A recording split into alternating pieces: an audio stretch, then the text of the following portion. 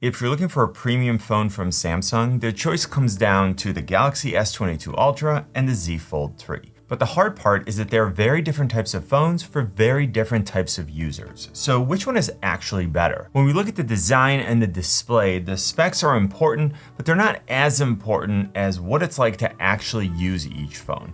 With the Ultra, we're getting an absolutely beautiful slab phone with curved edges and metal sides. It's definitely a big phone, but I feel like the edges make it comfortable to hold, and I love how clean the lines are with this design. The Ultra also has an integrated S Pen, which I'll get to in a minute. It has a punch hole camera on the front and a super impressive camera module on the back with 4 cameras. The 6.8-inch display on the Ultra is amazing. It's a dynamic AMOLED 120Hz Infinity O Quad HD Plus display. Try saying that fast 3 times. Well, in any case, the display is big, the colors are vibrant, the image is very sharp, and it's easily one of the best displays that I've ever used on a phone. Now, moving on to the Fold 3, clearly we're getting a drastically different design with 2 displays instead of 1.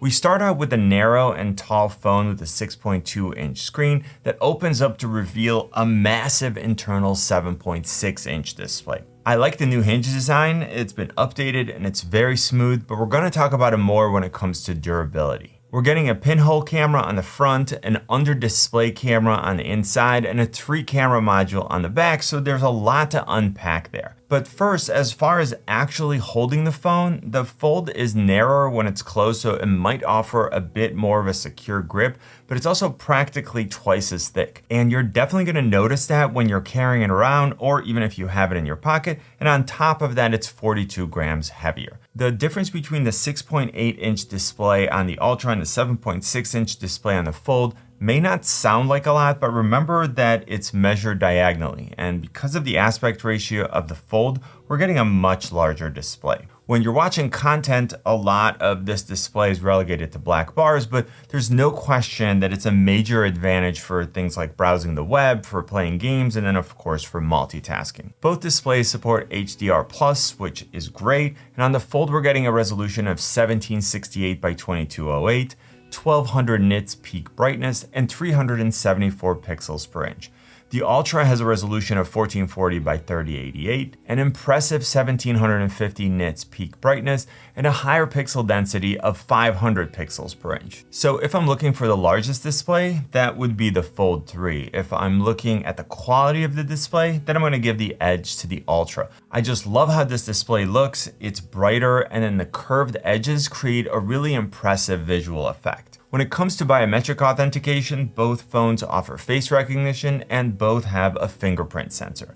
The one on the Fold 3 is integrated into the power button, and with the Ultra, we're getting an on-display sensor. Both types have worked pretty well for me, but I prefer the on-display sensor on the Ultra because it feels more natural for how I hold the phone. Now, before I get to the cameras, I want to talk about durability because for me, it's more of a factor here than in most phone comparisons. So as far as the build quality, both phones are very solid. Both have aluminum armor frames and the screens are protected by Gorilla Glass Victus. The Fold 3 has an IPX8 rating, so you don't need to worry about getting it wet, and I've had it out in the rain, I've had it in the snow, and I've also run my own tests without any issues. The Ultra has an IPX68 rating, so in addition to water, you also don't need to worry about dust. Now, so far I haven't had issues with either phone, but if I'm looking at long-term use, then I'm gonna give the edge to the S22 Ultra.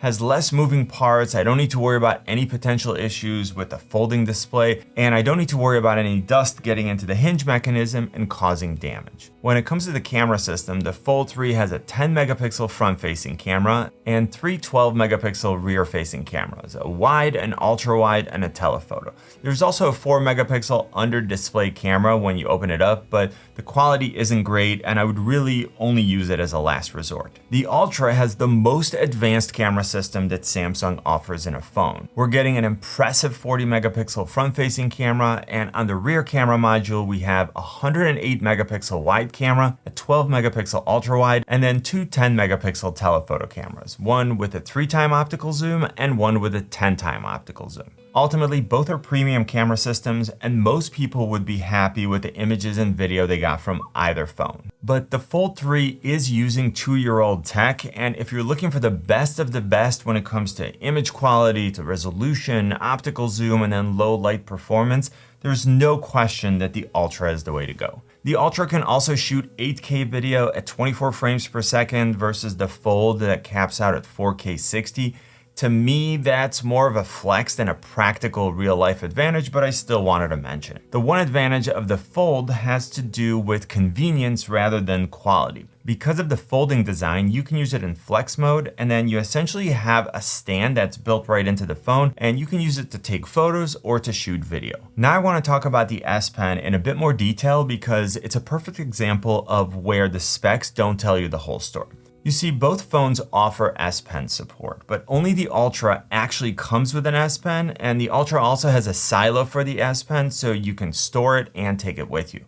With the Fold, you need to spend an additional $50 on the Fold edition of the S Pen, and you need to buy a case that has a slot to store it. Even if you're okay with the additional expense, keep in mind that you're now making a bulky phone even bulkier. When we look at performance, the Fold 3 comes with a very capable Snapdragon 888, and both the 256 and the 512GB models come with 12 gigs of RAM. The Ultra comes with the newer Snapdragon 8 Gen 1 chip, the 128GB model comes with 8 gigs of RAM, and the 256, 512, and 1TB models come with 12 gigabytes of RAM. Now, very quickly, in terms of benchmarks for single core performance, we're looking at 1132 on the Fold 3 versus 1245 on the Ultra. And for multi-core performance, we're looking at 3360 versus 3523.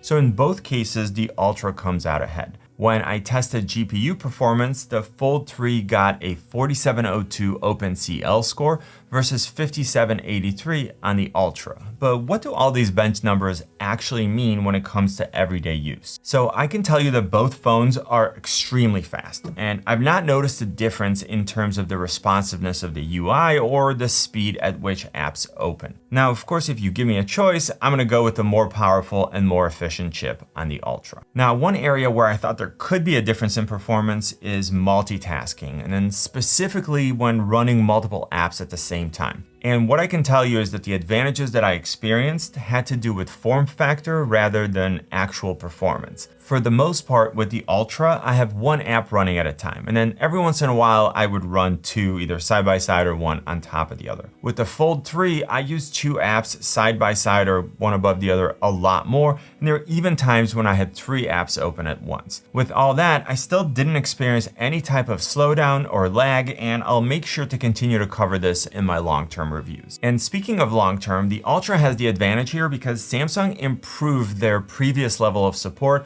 and now offers 4 years of OS updates and 5 years of security updates. Now, if you want your phone to drive more of a desktop-like experience, then you can use DeX with both devices, connect them to an external display, a keyboard, and a mouse, and you have a powerful dual display setup. Now, of course, this isn't something that most users would do, but it's an extremely powerful feature for those who will, and it gives both of these phones an edge over the competition. Now, another important area to consider is battery life and charging. So the Fold 3 comes with a 4400 mAh battery and 25 watts charging versus a 5000 mAh battery and 45 watt charging on the S22 Ultra.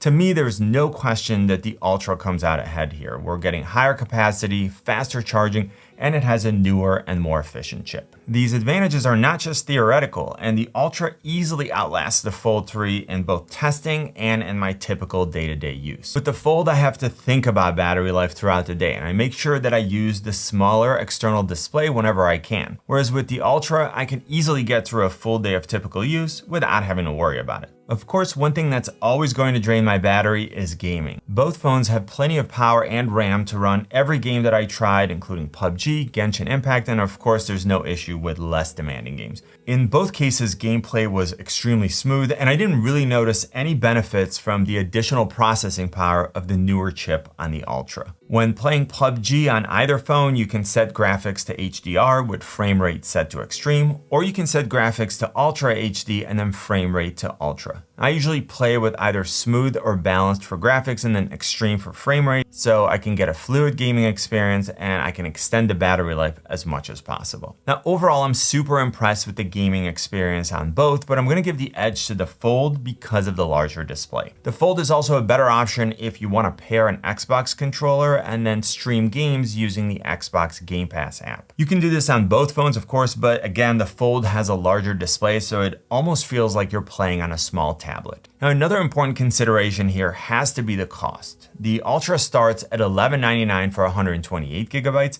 and the Fold 3 starts at $1799 for 256. If you want to compare the same size storage, then the 256 gigabyte Ultra costs $1299. Now, I absolutely love my Fold 3, and I feel like it offers a very unique mobile experience. It's a great device to use for multitasking, for browsing the web, for social media, and of course to play games on. So if you're looking for a foldable device, I absolutely think it's worth the money. And in terms of overall value, I think the Galaxy S22 Ultra is a better choice. It has a faster and more efficient processor, a better camera system, better battery life. It includes an S Pen and has a built-in storage solution. It has an absolutely beautiful display. It offers longer support, and it's $500 less for the same amount of storage. Now you should watch this comparison of the Tab S8, the S8 Plus, and the S8 Ultra. Click on my face to subscribe. You know what I always say, buy it nice or buy it twice. Good luck and see you soon.